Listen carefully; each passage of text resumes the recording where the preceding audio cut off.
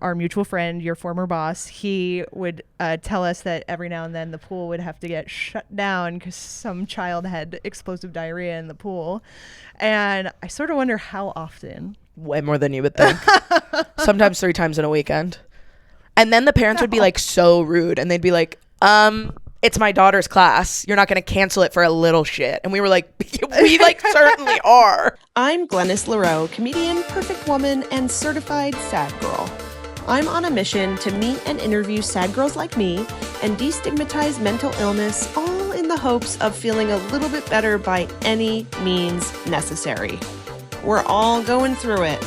Let's go through it together. And remember, it's okay to be sad, girl.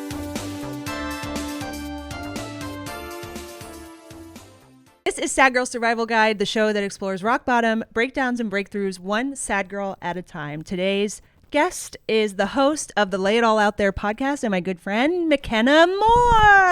Yay! How are ya? Good. How are you? Good. I'm so excited to be here. I know. I'm happy you're here too. It's crazy to be so excited to be on the Sad Girl podcast. I know. Well, we can say multitudes here. I always forget that. We're happy that we're open, that we're sad. It's a therapeutic space. Thank you for having me in it. Yes, of course. And I'm not qualified. Can't stress that enough. No degrees, no credentials, and this is not medical advice. A lot of the therapists I've had don't have any of those things either. So, dude, tell me about it. I once had a therapist be like, "Try sitting on the couch with a blanket." Oh, I was like, "A blanket?" You were like, "Great, I'll pay you $250. Thanks for that insight." Yeah, right? Like groundbreaking stuff. They let pretty much anyone be a therapist. I know. Especially if they're a life coach. Oh my God. Honey, I'm a life coach. To a lot of young men in the comedy scene. Yeah. You know what? I don't claim the like mother thing, but I do think some young men really do glom on to like a slightly older woman and think she is mother. They think we're so amazing. I'm like, I'll say hello? the most basic thing you've ever heard, and they will like get on their knees and be like, "McKenna is goated." Well, it's insane. You are goated. Thank you. You're goated with the sauce. And you're also mother. Thank you for saying that. Wow. Yeah. No, why do they do that? Because they're very dumb. Yeah, they're Love not 'em, okay. but they're not smart. They're not okay. We were just sort of saying about how men in the comedy scene have kind of failed. Yeah. Filled up? Is comedy up? I don't think so. A lot of people are saying no. The consensus is sort of not really. In comedy, like I feel like as a man, you just have to hang out long enough and you'll do okay. Sure. But for women, it is like a challenge to be in every comedy space. So the women who succeed in it are like victors. Literally. They've like mounted something that's like when I think about the ones who have succeeded and then they also have a kid. Oh my God. I'm like, how did you do that? That's our modern day superhero. No, I'm looking at Rosebud Baker like, you're a god to me. Literally. Yeah. How did you do that? And like, I know I can't. You know what I mean? Like, I just like, it's not within me. No, I know. What software did you get? Well, I mean, we can cut this, but she's wealthy. Oh, I did. That helps. But she's like really open about that as well. Yes, of course. Yeah. And I do think that's the hack. Of course. Yeah. It's like Bush politician money. Yeah. That is helpful.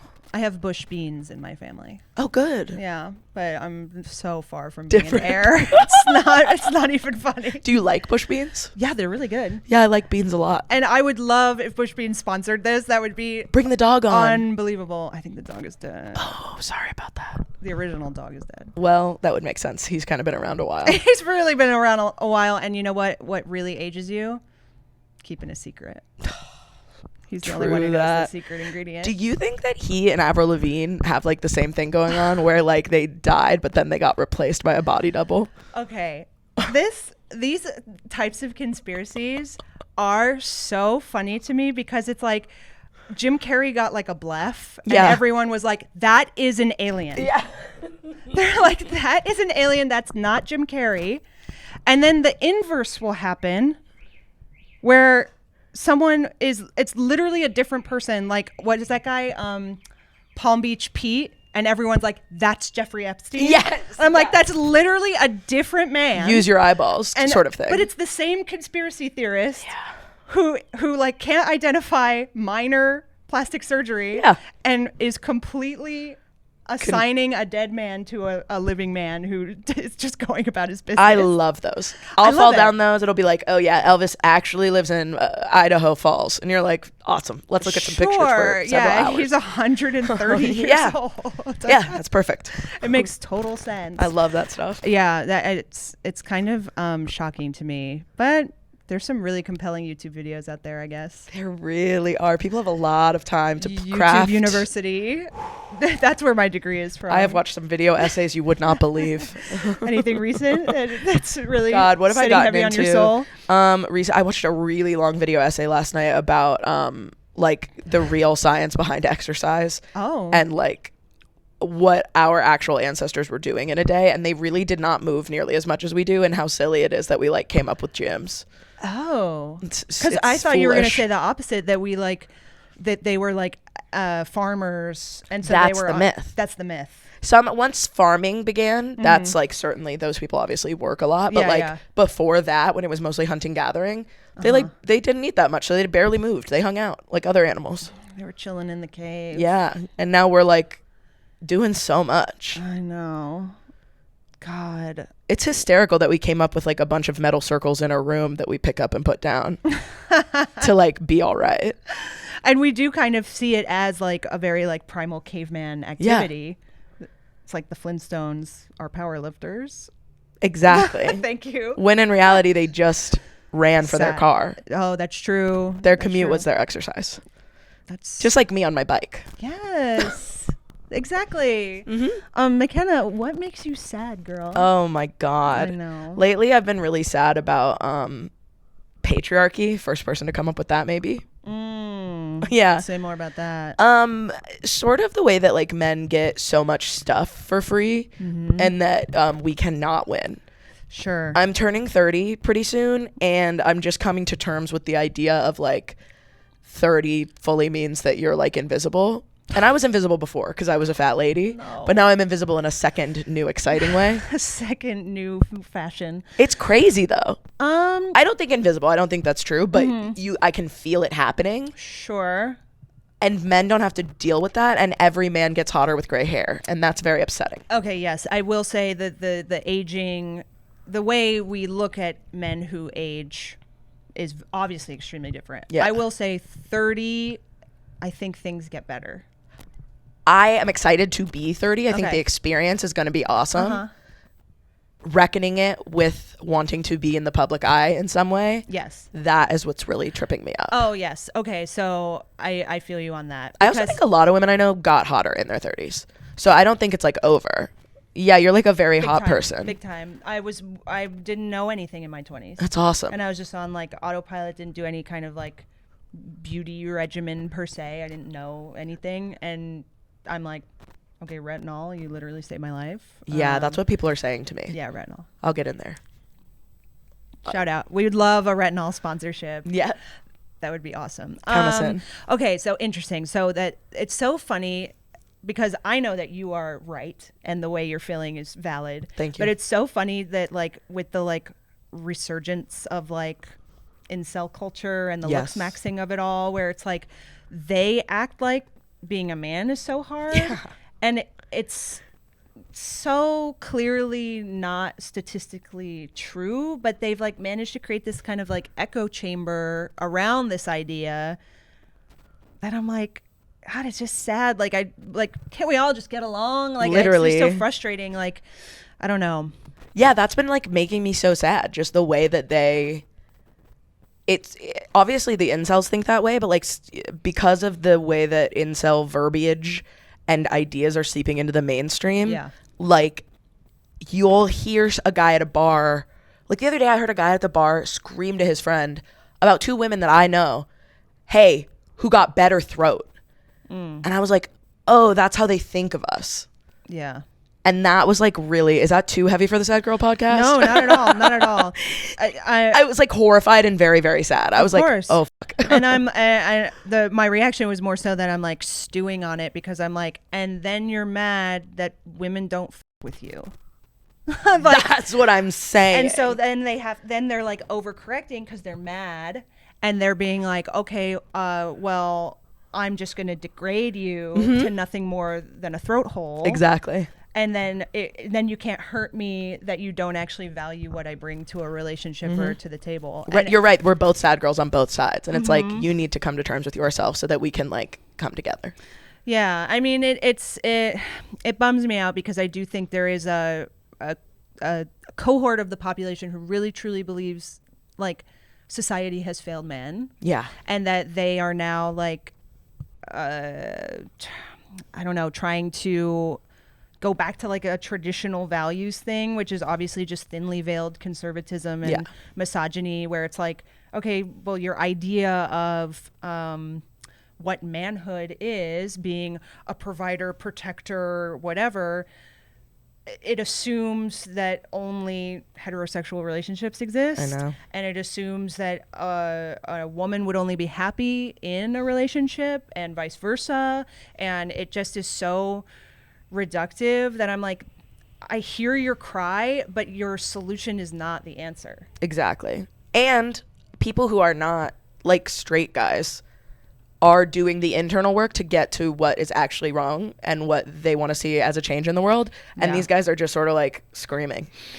Yeah, and I think we've had to work harder, and now the generation is kind of catching up where it's like, okay, so people who have been systematically oppressed have had to work harder to get ahead, and people who have been historically privileged could skate along. And now there's a shift happening, which, by the way, is still heavily in favor of the privileged. Yes. But it is making the privileged who aren't benefiting from their inherent privilege, like in an overt way, be like, what the hell? Yeah. I was supposed to have the like get out of jail free card for everything. It was supposed to be easy. I was supposed to be able to make enough money to support a bitch wife who I hate and cheat on. And I'm not getting that. And so I'm pretty pissed. Yeah. And I dress like shit and my house looks like shit. And by the way, I got bad grades and I'm ugly and I make no money. And I have bad values and ideas. I've never created anything in my life. And I don't understand why a woman doesn't like me. And hey, I'd be pretty pissed if I was in that position, I guess. Me Convinced too. Forever that I could do it and then it being like,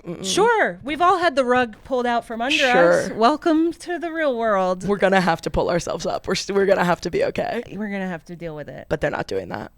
They're not doing that. Instead, they're subscribing to clavicular or what have you. When men I know, like, talk to me fluently about streamers, I'm like, get out of my house. I'm scared of you. This is where I do feel my age. Yes. The streaming of it all. I'm like, this is I'm old. What's appealing about it? The voyeurism, maybe the like fly on the wall, but it's like so streaming produced. Or watching the streaming. Watching the streaming. I think I think how we feel about streaming is probably how our parents felt about reality TV. Ooh. Where they were like, because I remember when like Survivor dropped, and that was like the first real like reality TV show, and people were like scandalized. Like, really? Yes, that it was like, I can't believe this premise exists, and like these are real people doing these, basically a stunt for television, and like it's torturing and it's exploitative and like all this stuff, and like they were just scandalized by it because that genre like didn't really like exist before that. That's fair. And then it was like the Osbournes and like their show Kardashians was like late 2000s. Yeah, like that really was a huge shift. And I think like the way our parents look down on it as kind of like unproduced, uneducated, or like lowbrow. Yeah, that's a good point. I think that's fair. I don't get it though. I guess I'm like, they're sitting at a table. They've clearly never read a book. So it's like, why are we listening to them talk? They're saying literally some of the dumbest things you've ever heard. And it's not even like they have opinions. They're just on there being like, oh, she a bop. And you're like, oh my God. Yeah, no, I think it is truly that I first of all, I think it appeals to young kids and teens. Yeah. And I think they just see someone aspirational for whatever reason, whether they're like an attractive person or they signal as popular, and I guess they don't have to have a real job, right? And they're confident, they're like asserting things which we know aren't true or are bad ideas, but they're asserting them with confidence, which gives these like young men someone to look up to and listen to. Did you watch the Louis Theroux I've seen documentary? clips of it. I don't think I can stomach the whole thing. Honestly, I thought it was a little softball. So, oh, really? Yeah, okay. it wasn't that bad. But he met up with these boys who really liked one of these streamers that he was highlighting, and it was sad. Like, one of them, like, his dad wasn't in the picture. The other one, his like brother committed suicide. So then he was like, I just like this guy's ideas. They like give me the sense that I could be a man, and that like whatever you've gone through, you can overcome it, and like you can unlock wealth and status and power. And like it is it's like it's a grift. Yeah. Because like a lot of these guys are like criminals to begin with. Right. And like they just have access to a camera and an internet connection, and happen to have done it enough that like they got seen. And I was seeing clips too that like they know it's a grift. They're doing it because it's easy to get money from people. They're not doing it because they really believe it. Mm-hmm. Yeah, like a lot of them sell courses. Yeah, that's crazy. I mean, that's the online moneymaker, really. It's not necessarily like monetized channels. Yeah. Especially if it's TikTok or Instagram. Right. It's like digital courses. Ugh. Yeah. It's not good out there. It's pretty grim. Yeah. Because I'm like, at this point, everyone's just using AI to put together a PDF of thinly connected ideas. Yeah. Barely substantiated. I and can't then believe selling digital it. courses are like even a thing on that level, because it's like you could get this from AI because that's where they got it from. 100%. Well, That's where most courses come from. people are dumb and Yeah. want to spend money on a thing and think they're investing in themselves. Yeah, that's true. What's something that you've invested in yourself? That's a good question. I mean, I think comedy, Big time. I spend so much money and time on comedy, and it's Yeah. like in just direct delusional belief in myself. Yeah. It's crazy That's awesome, though. to want to do this, you know, Oh, yeah. and think you can, Yeah, and we're spend sick in the head. thousands of dollars to do Yes. it. Yeah, yeah. of Like course. UCB courses when I had no money, I spent so much money learning improv. so much money. So much money. And learning I don't know improv. if it was worth the money I spent on it, but it was useful. It's useful, and there is community. Yes. There's friends to be made, I did improv like kind of freshly out of college, and I think I really like craved classmates Yeah. and friends in a common interest kind I of liked thing. improv too, as I like performing improv, and it's not my style of comedy that like Yeah. I want to create, but I do think of it as like meditative, which I really liked. Yeah. 3 hours a week, I wasn't looking at my phone. I was just like listening and responding to other people. Yeah. It was very good for me. Yeah, that is good for your brain. So often people who do comedy, and I mean, obviously improv is comedy, but I talk to them and they're like, the best part of my week is my like comedy basketball game where I'm not looking at my phone. Yes. And the recurring theme is always, oh, this thing that I have once a week for a block of time where I don't look at my phone, and I can't stress enough how I'm not looking at my phone. That's what fills my cup. We're being robbed. There could be a common thread. There could be a common thread.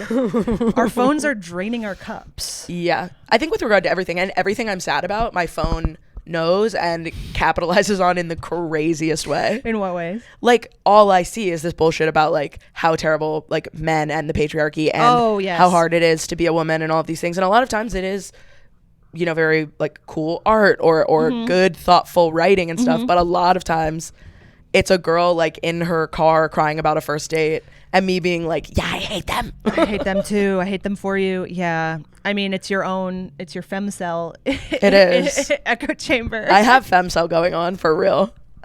I'm getting there. Oh my God. No, yeah, our phones, they're listening. And In the craziest they way. love to send you back exactly what you want to hear. I'm which about is to get a working out brick. really well. I have a brick. Do you like it? Yeah. Yeah, everyone I know who has it likes it. Yeah, you got a brick before bed. Yeah. And then unbrick in the morning. I know. Get bricked up It right makes me before bed. sad that I have to do that. I'm so weak. I know. And also speaking of grifts, it's like, no, I needed a physical thing to do know. this. Like, yeah, but it is good for your brain. Do a crossword, read a library book. And I'm so happy when I do that. Me too. I wish I could just turn my phone off. Yeah.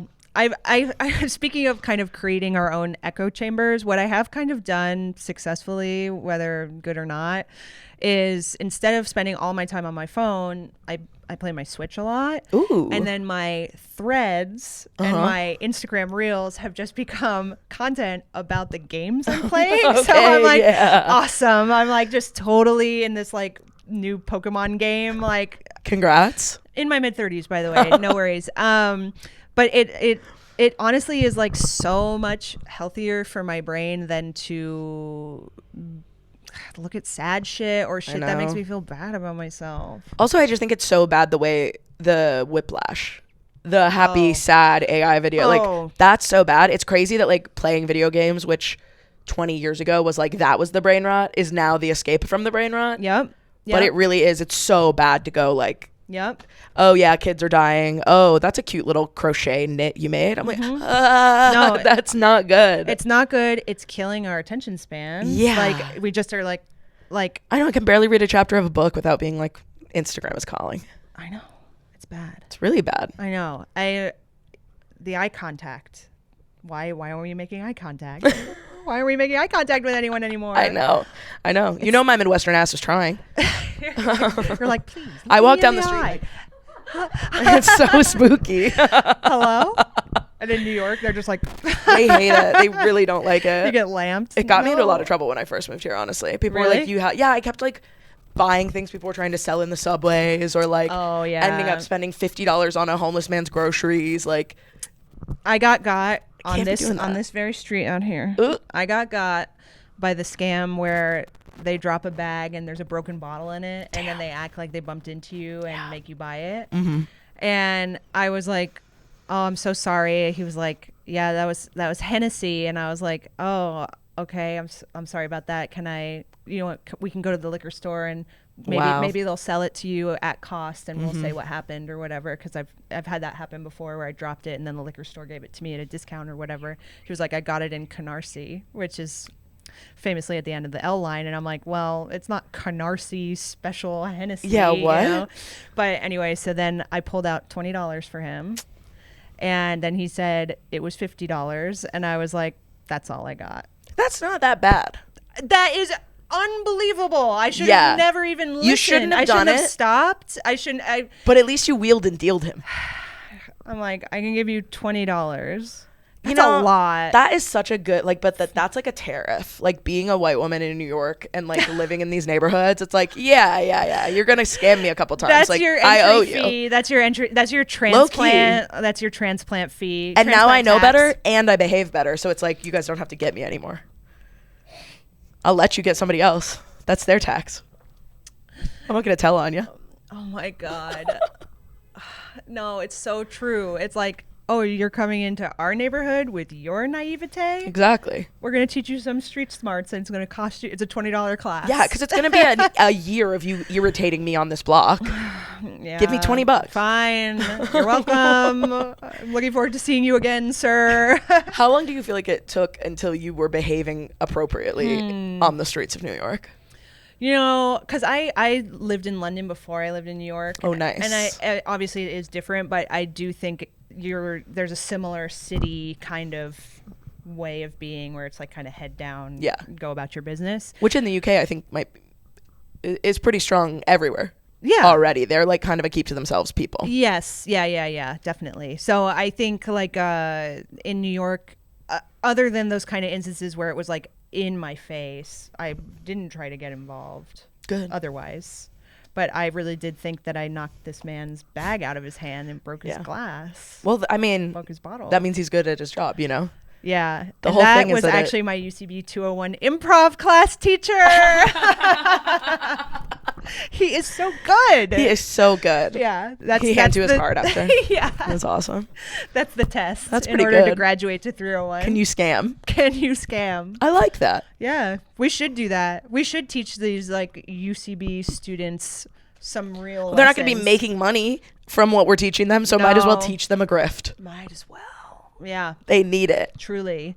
A favorite genre of YouTube video of mine is the guys that can like break into like scammer call centers and like talk to them. Have you seen that before? No, that's fun. Oh, it's really good. So there's like scammer call centers that obviously are like horrible. They call like old people and scam them out of money and like get Jen their Shaw type shit. Yeah. Like awful.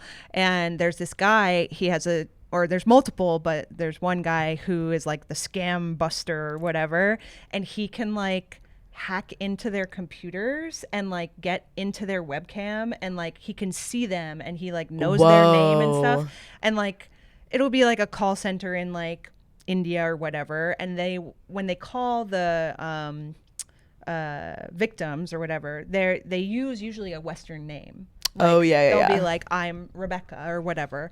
And then he somehow has their actual name. And he'll be like, hello, Priyanka or whatever. And they're like. And you get to see her go like. Yes. And be like, what? And then like he's like talking to them and he like tries to. I think he like has successfully like gotten certain operations shut down because there are like scam center kingpins that make like millions and millions and millions of dollars. Whoa. In like, yeah. That's wild. Isn't it crazy? I like that he's like carved out his niche there. It's very satisfying to watch. Yeah. But I also feel like it's like, what is it? Conflicting because it's a route out of poverty for a lot of people. Right. It's hard to blame the individual. Yes, exactly. But it is still like something that needs to be shut down. Yeah. Sooner rather than later. Let's see what else. We go to the same gym. We do. Are you still lifeguarding? I am not. I now teaching. do sales at the same place, but I'm in a different location. Oh. So I haven't been there in a minute. Okay. But I'm at the better location and it's really nice. In the big city? In the big city. Oh, that one is so nice. It's so nice. And it costs the same amount and they have better things. I know.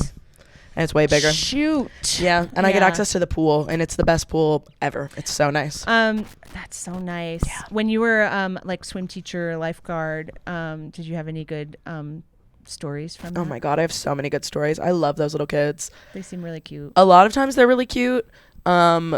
Like one kid, I loved him so much. He came in so scared, and by the end, he was obsessed with going underwater, but the only way he would do it is if we went nose to nose, and I hugged him as hard as I could, and we would go underwater. Oh my God. My angel, my baby. If you're watching, and I bet you are, I miss you. He's 5. Number 1 sad girl. Yeah. Number 1 listener. But then I would have some kids who like were just ridiculous. There was this one little girl who would walk in with 7 of her toys. Of course. And sort of they would sink to the bottom of the pool immediately, and I'd go, we can't be doing that. And her nanny would be like, you try to take the toys away from her. Yeah. You try and leave the house. I was like, with 6 or less. Fair enough. Yeah. And at one point she goes, teacher. She comes right here. I'm like, what's up, girl? She goes, my cousin is dead and I won't see him again except in my dreams. Was this child a like 70-year-old Jewish woman? Low key. She's like, I will not. Her dying wish. Yeah. She's like an old New Yorker. She was whispering it. She was whispering it wetly in my ear. I just remember that. It was like wetly. It definitely had some wet whisper. That's so funny and so sinister. Hysterical way to explain death to your child. Oh, you can't see him, but he'll be in your dreams. And she's like, I gotta spread the message. She's like, I'm loving that actually. Feeling like my swim teacher has to know that. Do you mind if I tell her? Yeah. That's like, yeah. I get the grief conversation is hard to have. Yeah, it is. But we can't be saying they're like kind of like a tooth fairy kind of situation. I love when kids learn about death because you're gonna know about it. You're gonna learn. It's so groundbreaking to them. They have to tell everyone they've come in contact with. Yeah. Yeah. It's so freaky. She was a freaky child. Yeah, a little goth girl. She had this like she had gotten. She probably will be white face and low key black eyeliner. She would come with this huge salamander that she got in Mexico, and it like was real like boingy, and she would like wiggle it in my face as she's like, my cousin's dead. I'm like, whatever, girl. At first I thought you meant she actually came with a lizard, like an No, actual, she would if she had one. She would Yeah. kill it for sure. There's no way she could be trusted. No, you shouldn't be bringing that thing to the pool. And when you said boingy, My boss did bring his lizard to the pool, to be fair. I know your boss. And he does have a lizard. And he does have a lizard. He did bring it to work. That's awesome. It was bring your kid to work day. Exactly. Yeah. And we like that lizard a lot. Yeah, bearded dragons are really cute. Yeah. Yeah. I was gonna say our mutual friend, your former boss, he would tell us that every now and then the pool would have to get shut down because some child had explosive diarrhea in the pool, and I sort of wonder how often. Way more than you would think. Sometimes 3 times in a weekend.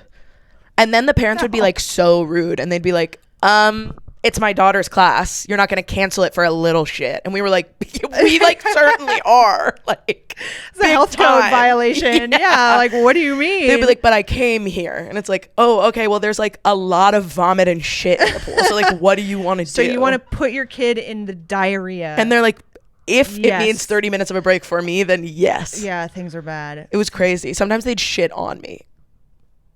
Yeah. Sometimes you'd put one down and you'd have like brown on your arm, and I'd be like, my freckles grew, but they didn't. It was human poop. Oh. And then the adults who were teaching the class would get out, and the like 15 and 16-year-old lifeguards would clean it up. So did it get cleaned up that good? Who's to say? Who's to say if it was sanitary at all? It was so funny for 10 adults to be like, ha ha ha ha ha, and children clean up biohazards. Yeah, it was biohazard. Awesome. That is what it is. It's a biohazard. Yeah. It's clean there. It's clean. My sister's nephew, when he was a baby, he was going to swim class, and he had to wear those like rubber, so funny, the rubber shorts that literally like suck in, and it's like, because he's a real shitter. He's a number one real shitter, like for real. Like he don't care. He don't know. They don't put those things on babies who haven't had a lot of accidents. No, it's like rubber little shorties. It's so funny. Like when you get a cast, have you ever had to wear one of those? No. I broke my arm one time and I was on swim team, so I had to wear this like oven mitt that went up to my elbow and suctioned on, made of rubber. Hey, so how do you swim with a broken arm? It wasn't easy, Why don't you but just take the time I was off? committed. I'm an athlete, Glennis. Wow, that's awesome. That's awesome. Well, McKenna, thank you so much for coming on. Thank you for having me. Guide. Yes, it was a lovely conversation. Let the listeners, the sad girls, know where to follow you, what to follow you on, etc. You can follow me, especially on TikTok and Instagram at haha McKenna. And then you can find my podcast, Lay It All Out There, on Spotify, Apple, YouTube, on video if you'd like to see it. And on YouTube, it's at ha ha ha McKenna, because somebody took haha McKenna. And you can sue them on my behalf if you'd like. All right. Thank you so much, McKenna. Thank you. And remember, it's okay to be sad, girl. Aww. Bye. Bye. Yay. Yay.